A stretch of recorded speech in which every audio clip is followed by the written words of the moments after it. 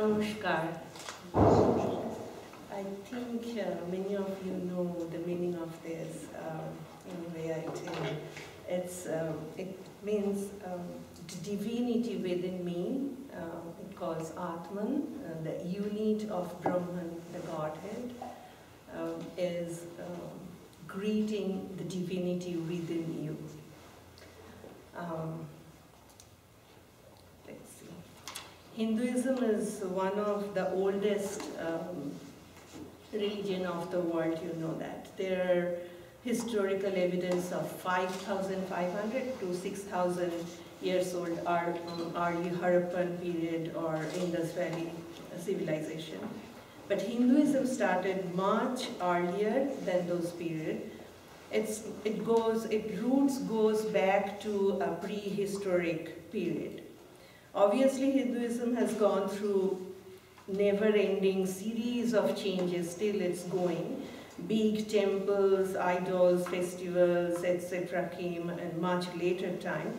But core spirituality, philosophy of the Vedas and Upanishads, these are the scriptures of Hinduism, of ancient India, composed by philosophers, poets, seers, seekers of, they called rishis. They were seeking the connection between us and the universe and seeking the absolute truth, the indivisible, infinite reality, what's going on between me and the whole universe, things like that. Those concepts has not changed. Though, there's like the geographical and cultural diversity in India is very high. In spite of this, the main sentiment, how I say this, the values or the ideals or beliefs are the same all throughout the subcontinent of India. But later on it branched out, the Sikhism, Buddhism, Jainism, all are the branches of Hinduism. Originally was Hindu. So I will go to the root, ancient scriptures. They were not written until a later time. They were orally memorized generations after generations. So all their like Sanskrit hymns, verses. So I picked 3 verses to address the main topics today, and I will read translation of those and will read few lines from the original Sanskrit transcript. You will hear a lot of Shanti mantras whenever you go to a temple in Sanskrit mantras. Shanti means peace. And Shanti mantra from Brihadaranyaka Upanishad. Upanishad is the oldest scripture. And then you'll see these mantras pray for humans, not Indians or Hindus. Now, even for domestic animals, birds and forests and sky and rivers and oceans. And living and all non-living objects too. So it's about universe. All religion in the world seeks for the betterment of mankind, of environment, of society. If a religion suggests violence against violence, then by definition it's not a religion. It's something else, right? Now the Shanti mantra that I will utter, Madhu vataritayate madhushkaranti sindhava, it goes like that. And none of us here understand Sanskrit, I guess. I will read the translation. Rabindranath Tagore, he got Nobel Literature Prize from Asia, the first man to get that. He was from Bengal, and in Bengali he writes, Edulok modhumoy, modhumoy e prithivir thuli. You heard modhu, the word, repeatedly. Madhu, the direct translation of the word madhu is honey. But in translation, it says sweetness. Because honey here doesn't mean exactly the beer bottle you buy from the store. But honey means, the bliss, the peacefulness, or how I say this, the pleasantness, like sweetness of honey. It's the extract or the essence of the core nectar of everything. That's how it goes. Let the sweetness of honey shower on you. Let the rivers yield honey. Let plants and herbs be wrapped with sweetness. Let the night and day become sweet. Let the earth and humanity be sweet.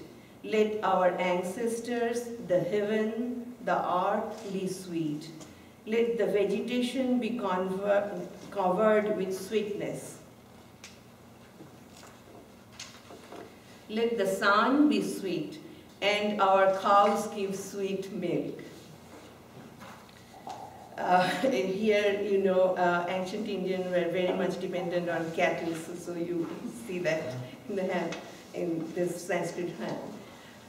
India was invaded many times in history, that Mughal, British, etc.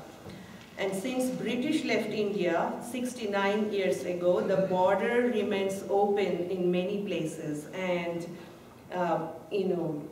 continuous influx of refugees is a crisis. But India never, deported or driven away or, did this to refugees at all.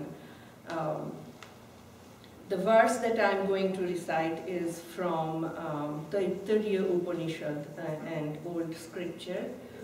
Matri Deva Bhava, Pitri Deva Bhava, Acharya Deva Bhava, Atithi Deva Bhava. And it translates to, be one for whom the mother is God. Be one for whom the father is God. Be one for whom the teacher is God. And be one for whom the guest is God. It is very clear, of course they are not gods. It is advising to respect your mother, your father, your teachers, and your guests. Now, the thing that I like to say, what the guests mean. Atithi is a word that cannot be translated in English. So it's translated as a guest. So now I will explain what guests mean. Who are these guests? Who is not expected? Who is not invited or invited formally? Or tithi. Tithi means a particular point in time. There's nothing like that. So that means whose date of arrival or departure are not fixed, may arrive anytime. So that means that anyone may arrive anytime to your door. That those people are referred as guests here. So see, and as you respect your father and mother and teachers who are giving to you, someone arrives to your door and you give whatever you have to your guest. No distinction should be made based on guest color, caste, or creed. One should accommodate their wish and welcome with warmth and love and shower with caring and affection. All religions seek for the betterment of environment, individuals, scientists, right? But some religion focuses more on one area than the other. Like American Indian spirituality focuses more on environmental harmony. Christianity and Islam focuses on society. Hinduism focuses more on individual spirituality. So now I will recite one that explains about